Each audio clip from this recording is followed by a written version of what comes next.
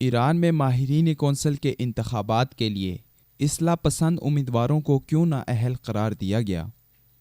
Khomeini انقلاب حقیقی انقلاب تھا یا پھر اقتدار اور مفادات کی سودے بازی پر مشتمل ایک مکروہ کھیل؟ ایران میں کونسل آف ایکسپرٹس یعنی مجلس خبرگان رہبری یا ماہرین کونسل کے انتخابات 26 فروری کو ہو رہے ہیں۔ یہ کونسل ایران کے نئے سپریم لیڈر کا انتخاب کرنے کا اختیار رکھتی ہے۔ اس کونسل کے انتخابات سے قبل ہی شورائے نگہبان یعنی گارڈین کونسل نے اکثر اصلاح پسندوں کو نااہل قرار دے دیا ہے۔ اطلاعات کے مطابق 3000 سے صرف 30 اصلاح پسندوں کو انتخابات لڑنے کی اجازت دی گئی ہے۔ اس صورتحال پر ایران کے صدر حسن روحانی بھی سخت پریشان ہیں اور انہوں نے حال ہی میں بیان دیا ہے کہ اگر ایک گروہ کو انتخابات لڑنے کی اجازت دی جاتی ہے اور دوسرے گروہ کو نہیں دی جاتی تو انتخابات منعقد ہی کیوں کیے جا رہے ہیں۔ تہران سے تعلق رکھنے والے سیاسی تجزیہ نگار صادق زیبا کلام کا کہنا ہے کہ اصلاح پسندوں کو بڑی تعداد میں نااہل قرار دینے سے بعض معتدل قدامت پسند افراد بھی اس تشویش کا شکار ہیں کہ اس کی وجہ سے انتخابات کی اہمیت ختم ہو جائے گی۔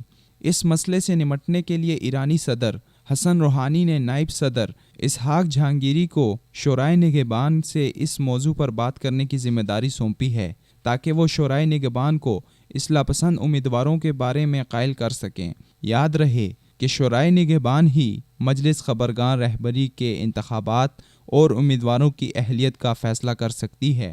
ایران کے اصلاح پسند قائدین میر حسین موسوی اور مہدی کروبی ابھی تک اپنے گھروں میں نظر بند ہیں۔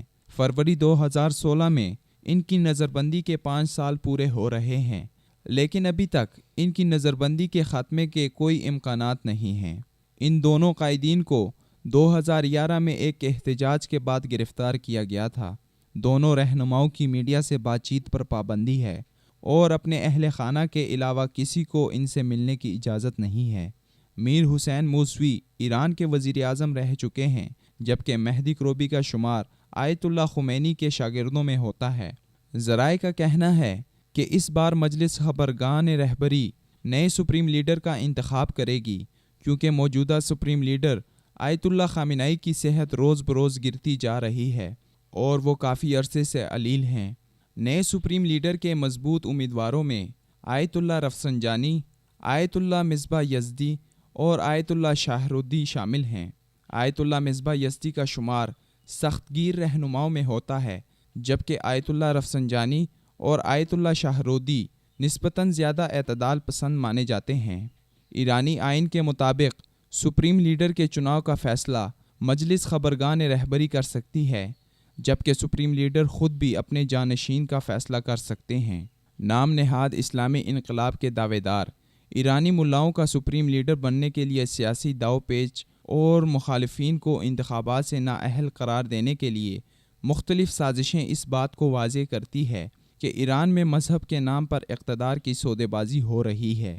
خمینی نے اپنے انقلاب کو برپا کرنے کے لیے لا سنی ولا شیعہ کا نعرہ لگایا، لیکن مقاصد پورے ہونے اور اقتدار تک پہنچنے کے بعد اس نے نہ صرف اہل سنت مسلمانوں کی زندگیوں کو غارت کیا بلکہ اپنے سیاسی مخالفین شیعہ رہنماؤں کی قتل و غارت سے بھی گریز نہیں کیا۔ آیت اللہ ابو الفضل ابن رضا البرقعی کا بہیمانہ قتل اور آیت اللہ منتظری کی تاحیات نظر بندی اس بات کا کھلا ثبوت ہیں کہ ایران کا انقلاب اقتدار کی سودے بازی اور مفاد پرستی کے سوا کچھ نہیں۔